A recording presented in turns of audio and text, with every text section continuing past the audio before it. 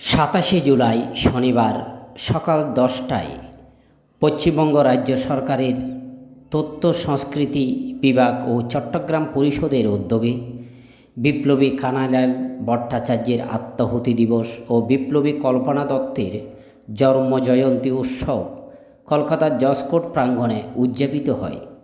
সাংবাদিক তরুণ বিশ্বাসের এক প্রতিবেদনে উল্লেখ করা হয়েছে যে কল্পনা দত্ত 27 জুলাই 1913 সালে চট্টগ্রাম জেলার বোয়ালখালী উপজেলার শ্রীপুর গ্রামে জন্মগ্রহণ করেন।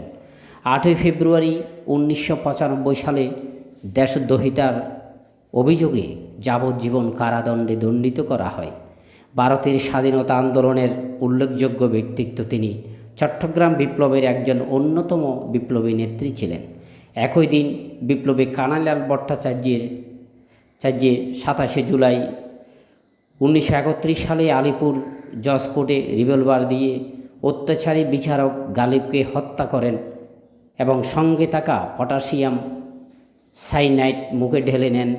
কানাইলাল ভট্টাচার্য 1909 সালে পশ্চিমবঙ্গের দক্ষিণ 24 পরগনার জয়নগর মজিলপুর জন্মগ্রহণ করেন।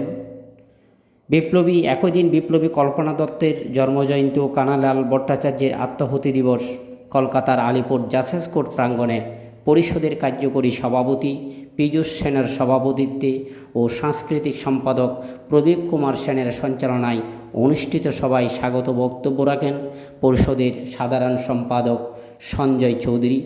বিশেষ অতিথি ছিলেন জুডিশিয়াল ম্যাজিস্ট্রেট মেজাবিন আরফিন পারভিন এবং এডিশনাল ডিস্ট্রিক্ট জজ দীননাথ প্রসাদ। অনুষ্ঠানে আলোচনা সভা, কবিতা পাঠ, গান ও সুরচন্দে ছিলেন পরিষদের যুগ্ম সম্পাদক প্রদীপ কুমার দত্ত, অনিমা সরকার, ইন্দ্রাণী সেন, রাজদীপ্তি মিত্র, মহুয়া রায়, তরুণ বিশ্বাস, শিলা দত্ত, অরুণ সানকার, রাধেশ্যাম সর্দার, সাংবাদিক তরুণ বিশ্বাস, বনানী সরকার, পিয়ালি রায়, শ্রদ্ধা সেন, সুতপা কর প্রমুখ বক্তব্য, গান ও কবিতা পাঠের মাধ্যমে শহীদ বিপ্লবী কানাইলাল ভট্টাচার্যের ও বিপ্লবী শহীদ কল্পনা দত্তের সংগ্রামী ইতিহাসের বিভিন্ন বিষয়ের উপর আলোকপাত করেন। সকলের প্রতি রইল আমার বিনম্র চিত্রে অনুরোধ, আমার YouTube channel the Hindu subscribe, like, share, comment করে এভাবে যেন আগামী দিন বিভিন্ন সামাজিক মাঙ্গলিক অনুষ্ঠান আপনাদের সামনে উপস্থাপন করতে পারি। আমার চ্যানেল সাবস্ক্রাইব করে দেবেন। ধন্যবাদ।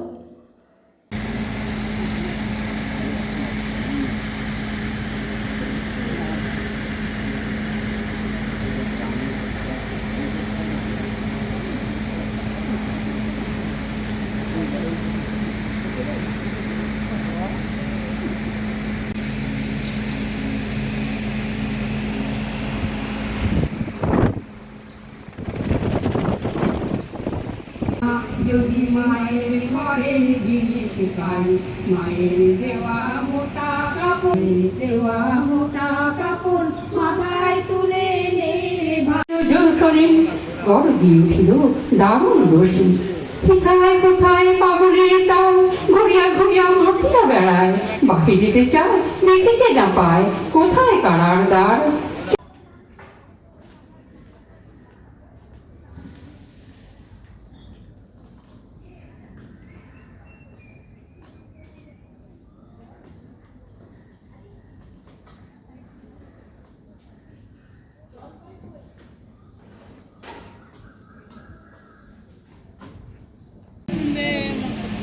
वन्दे मातरम् वन्दे मातरम् वन्दे मातरम् वन्दे मातरम् जय हिंद जय हिंद जय हिंद वन्दे मातरम् वन्दे मातरम। मैडम एक दो दिन लगाবেন। वन्दे मातरम जय हिंद जय हिंद जय हिंद जय हिंद। বিপ্লবী কানাইলাল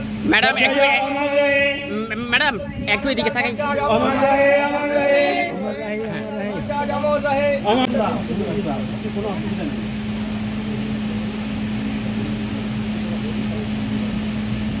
सारे जय हिंद। वन्दे मातरम् वन्दे मातरम् वन्दे मातरम् वन्दे मातरम् वन्दे मातरम् वन्दे मातरम्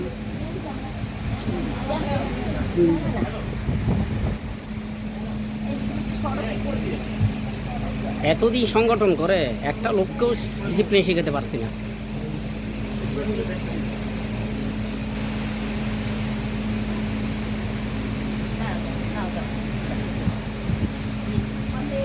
দিদি वन्दे मातरम् वन्दे मातरम् वन्दे मातरम्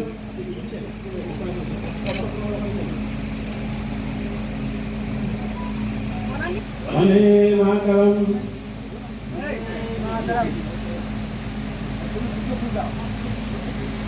वन्दे मातरम् वन्दे मातरम् जय हिंद जय हिंद जय हिंद सिद्धि कन्नड़ कोटा अमर रहे सिद्धि कन्नड़ कोटा अमर रहे ओनिकना कल्पना दत्त अमर रहे ओनिकना कल्पना दत्त अमर रहे वन्दे मातरम् वन्दे मातरम् जय हिंद जय हिंद।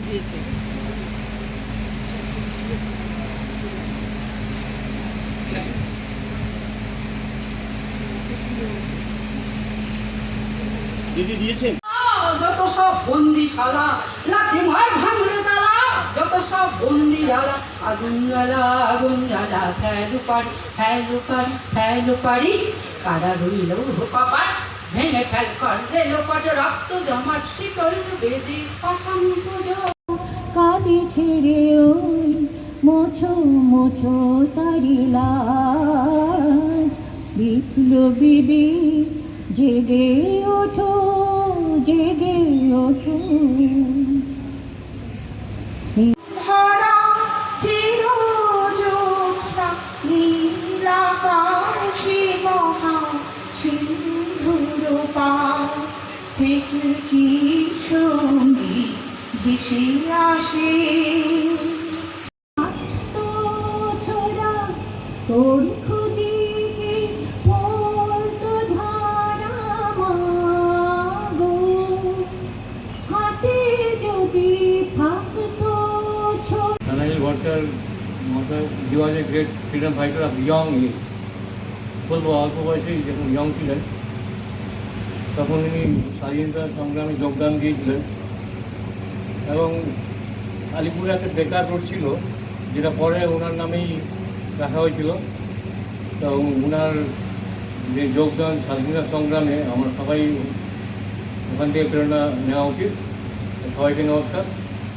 দিবস আছে, উনার নিয়ে একটু আমি কিছু বলতে চাই। উনি আমাদের ভারতবর্ষের স্বাধীনতা সংগ্রামের একটা মুক্তিযোদ্ধা ছিলেন। উনি আলিপুরে একটা ছোট্ট জায়গা মাঝিতে ওনার জন্ম হয়। জন্মের পর থেকেই কিন্তু উনি একটা মুক্তিযোদ্ধার কাজ করতে থাকেন। উনি আমাদের ভারতের সংগ্রামের অনেক যোগ্যতা আছে। উনাকে দেখে আমরা সবাই একটা প্রেরণা নিতে পারি, উনার মতন হওয়ার চেষ্টা করতে পারি। উনি ব্রিটিশ যে শাসক ছিল তাদের বিরুদ্ধে অনেক অনেক অনেক কিছু যোগদান দিয়েছেন। উনি মানে এমন একটা মুক্তিযোদ্ধা ছিলেন যেটা মানে আমরা ইংরেজিতে বলি unsung hero of our freedom struggle. তো উনি যে এমন মুক্তিযোদ্ধা ছিলেন, উনি আমাদের সকলের জন্য একটা প্রেরণা আছেন। উনার মতো আমাদেরকে হওয়া উচিত, উনার যে পথ আছে সে পথে চলা উচিত। এই বলেই আমি এখানে সুমধুর ভাষিণী সুখদাং মরদাং মাতরম বন্দে মাতরম বন্দে মাতরম বন্দে মাতরম। তিনি আজকে তাকে কেন আজকে আমরা এইভাবে স্মরণ করছি, কিন্তু যদি আমরা দেখি আইনের দিক দিয়ে তিনি তো অপরাধী ছিলেন। তিনি সেই সময়কার যিনি ডিস্ট্রিক্ট জাজ ছিলেন যে গার্লিক তাকে হত্যা করেছিলেন। অত্যন্ত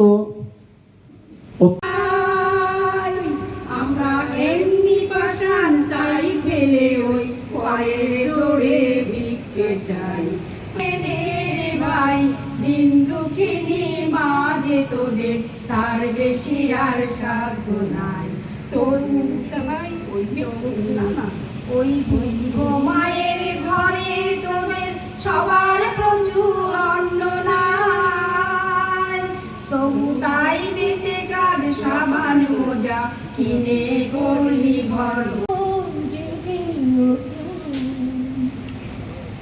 হাসির মন্ত্রে যারা দিল বলিদান রাখিতেছে তারা দিতে হবে প্রাণ। তার সাথে সাথে আমরা সবাই মিলে যদি একটু আমাদের পরবর্তী প্রজন্মের কাছে এই বার্তাটা বহন করে দিই যে স্বাধীনতা সংগ্রামীদের কথা একবার ভাবো, ওদের কথা বছরে একবার ভাবো, একটু দেখো, একটু জানো। পূর্ব মেদিনীপুরের 3 জন ব্রিটিশ ডিএমকে বলেছিল যে আমরা এখানে ব্রিটিশ ডিএম দিলেই আমরা তাকে গুলি করবো। সত্যি তাই, বার্জ, ডগলাস এবং পেরি 3 জনকেই ওরা গুলি করে মেরেছিলেন। সনাতন রায়, বিপ্লবী বিমল দাশগুপ্ত, বিপ্লবী প্রমোদ ভট্টাচার্য, এরা সবাই, এবং তারা সেলুলার জেলে বন্দী থাকেন।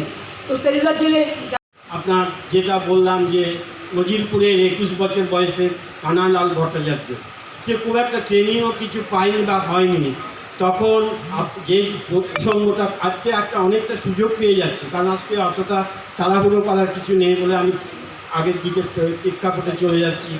এমন একটা সময় ছিল যখন সূর্য সেনকে 1931 সালে সবাই বন্দী হয়ে গেছে, একের পর এক মৃত্যুদণ্ড জারি করছে। তখনই উঠে এলো বেঙ্গল ভলান্টিয়ার, একদল যুবক তত্ত্বাজা ছেলে নিয়ে যারা পরের পর আত্মাহুতি দেওয়ার জন্য এগিয়ে এসেছিল।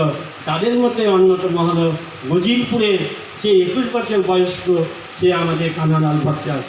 কানালাল ভট্টাচার্য কী করেছে তার আরও একটা অবিস্মরণীয় ঘটনা হচ্ছে যে সবাইকে, তখনকার দিনে একজন ব্রিটিশের বিচারকের পিছনে অনেক একটা পাহারাদার বলুন, সঙ্গী সব রকম ছিল, সিকিউরিটি গার্ড ছিল, সব কিছু, সবাইকে ছেড়েও ভেতরে গিয়ে গার্লিককে সোজাসুজি গুলি করার সাথে সাথে যে যদি যাবার পথে যাবার কালে কেউ ফিরে না চায়, তবে পথের কাটা তুই রক্ত মাখা চরণ তলে একলা দলরে যদি তোর ডাক। বসন্ত বিশ্বাসকে নিয়ে মানে কি আমি আমার ফেসবুক দেখলে, শুধু ফেসবুক করলেই ওনার চেহারাটা খুব সুন্দরভাবে ভেসে ওঠে, ভালো লাগে। এই কাজকর্মগুলো করেন, এই সামাজিক মাধ্যমগুলো হওয়াতে এগুলো আমরা অনেক বেশি জানতে পারি। তারা আমাদের এই অনুষ্ঠানকে সমৃদ্ধ করেছেন। শ্রীমতী শিলা দত্ত, তিনি আমাদের সঙ্গে আছেন। আর আপনারা যারা কলাকুশলী শিল্পী ছিলেন সবাইকে হৃদয় দিয়ে কৃতজ্ঞতা এবং অভিনন্দন জানিয়ে আজকের অনুষ্ঠান আমরা এখানেই সমাপন করব। শুধু মাইক্রোফোনের সামনে আরেকবার দাঁড়িয়ে যাবেন, জনগণমন দিয়ে আজকের অনুষ্ঠান শেষ করব।